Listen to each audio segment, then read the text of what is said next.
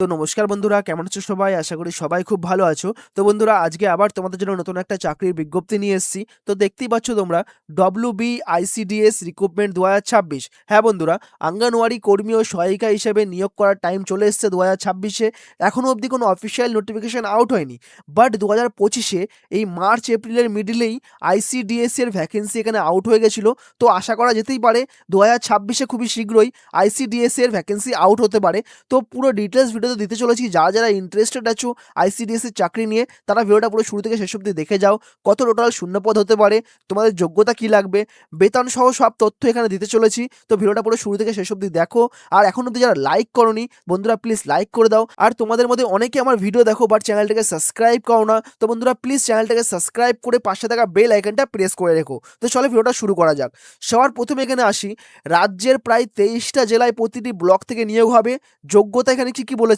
উচ্চ মাধ্যমিক pass, graduation pass আর মাধ্যমিক পাস। টোটাল এখানে তিনখানা কোয়ালিফিকেশনের সিলেকশন হবে। একটা উচ্চ মাধ্যমিক পাস, গ্র্যাজুয়েশন পাস, মাধ্যমিক পাস।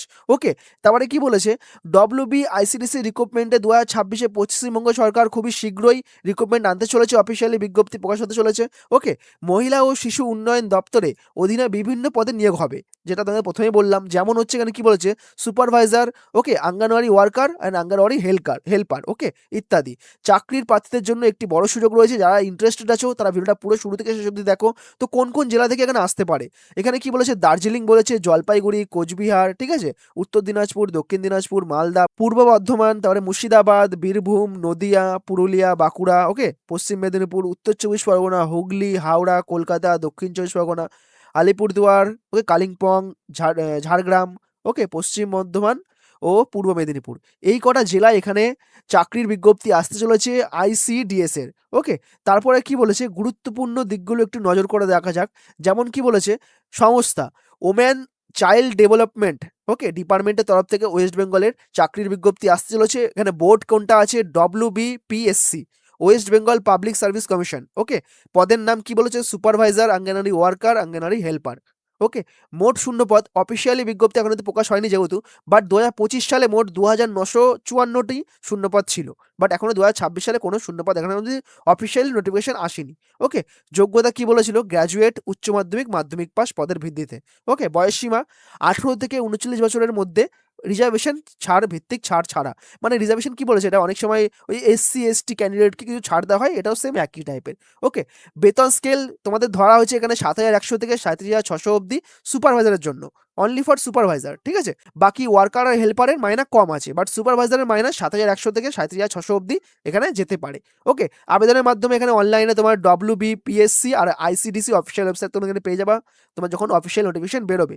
ওকে, তারপরে সিলেকশন প্রক্রিয়া কি বলেছে? লিখিত পরীক্ষা হবে, সাক্ষরতা হবে, আর তোমার ডকুমেন্টস এখানে ভেরিফিকেশন করা হবে। ওকে, আবেদন ফি কি বলেছে? সাধারণত নর্মাল জেনারেল ক্যান্ডিডেটের জন্য ১৬০ টাকা নেওয়া হবে। বাকি তোমার SC ST PWD প্রার্থীদের জন্য কোনো ফি এখানে লাগবে না। ওকে, তো এটা হচ্ছে অফিসিয়াল ওয়েবসাইট, তো তোমরা পারলে দেখতে পারো। ওকে, তারপরে কি বলেছে? WBICDC ভ্যাকেন্সি, এটা আনুমানিক করা হয়েছে, শিওর না। প্রথমেই বলে রাখি, এটা আনুমানিক হতে পারে।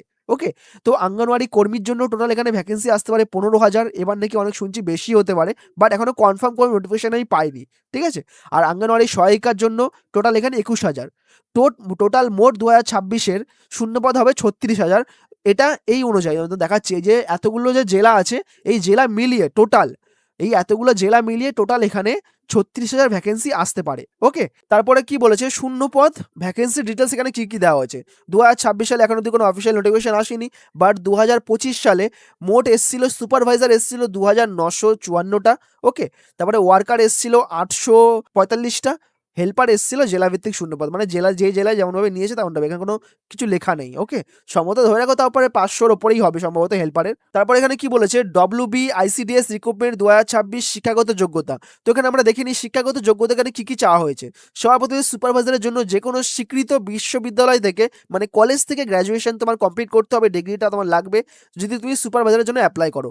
ওকে, তারপরে ওয়ার্কার আর হেল্পারের জন্য এখানে বলেছিল মাধ্যমিক পাস বা 12 পাস হলেও হবে, ন্যূনতম মাধ্যমিক পাস। বাট কিছু কিছু জেলায় 7 পাস বা 8 পাস শ্রেণীরও ক্যান্ডিডেট এখানে সিলেকশন নেওয়া হয়। ওকে, তারপরে কি বলেছে? ৩ নম্বরে, বাংলা ভাষা পড়া, লেখা ও কথা বলার দক্ষতা তোমাকে জানতেই হবে অবশ্যই, যেহেতু তুমি ওয়েস্ট বেঙ্গলে পরীক্ষা দিচ্ছ, মানে ওয়েস্ট বেঙ্গলের চাকরি, তো সেহেতু তোমাকে বাংলা ভাষা জানতেই হবে।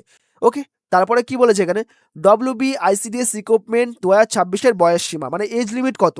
সাধারণত প্রার্থীর ক্ষেত্রে 18 থেকে 39 বছর এখানে বলাই হয়েছে সাধারণত প্রার্থী মানে যারা জেনারেল।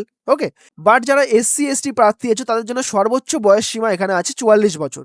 ওকে, তারপরে এখানে কি বলেছে, ওবিসির জন্য এখানে 42 বছর ধরা হয়েছে।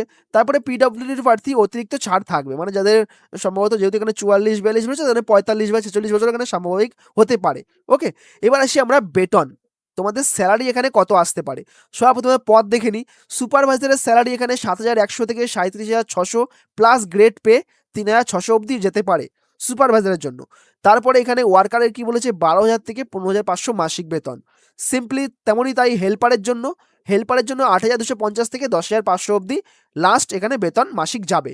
ওকে, তারপরে এখানে কি বলা হয়েছে, প্রতিটি জেলাতে কমপক্ষে 1565টি করে শূন্যপদ থাকবে 2026-এ। এখন অবধি কোনো অফিসিয়াল নোটিফিকেশন আসেনি। প্রার্থী যে গ্রামে বা এলাকায় বসবাস করেন সেই সংশ্লিষ্ট এলাকায় স্থায়ী বাসিন্দা হতে হবে। তুমি যে জেলায় থাকো সেই জেলায় যদি কোনো আইসিডিএস এর যদি কোনো ভ্যাকেন্সি আউট হয়, তোমাকে সেই জেলাতেই তোমাকে অ্যাপ্লাই করতে হবে। ওকে, তারপরে কি বলেছে, আবেদন পদ্ধতি। আবেদন করার জন্য নিজেকে জেলার অফিসিয়াল ওয়েবসাইটে মানে অ্যাপ্লাই করতে হবে, নিজের অফিসিয়াল ওয়েবসাইটে তোমাকে অ্যাপ্লাই করতে হবে, গিয়ে অনলাইনের মাধ্যমে তোমাকে এখানে আবেদন করতে হবে। ওকে, এখানে 160 টাকা বলেছিল লাগবে, সেটাই। আবেদন করার পর সেই আবেদন অ্যাপ্লিকেশনটা তোমাকে ডাউনলোড করতে হবে। এখানে কি বলা হয়েছে, তুমি যে মানে অ্যাপ্লিকেশনটা আবেদন করবে, মানে তুমি যে অনলাইনে যে ফর্মটা ফিল আপ করবা, সেটা তোমাকে নিয়ে গিয়ে বিডিও অফিসে তোমাকে এখানে জমা দিতে হবে। এখানে দেখতেই বলেছো সময়ের আগে যে ডেট বলা হবে যে এত তারিখ থেকে এত তারিখের লাস্ট ডেট, তার মধ্যে তোমাকে সেই অ্যাপ্লিকেশনের ফর্ম্যাটটা তোমাকে এখানে জমা দিতে হবে বিডিও অফিসে।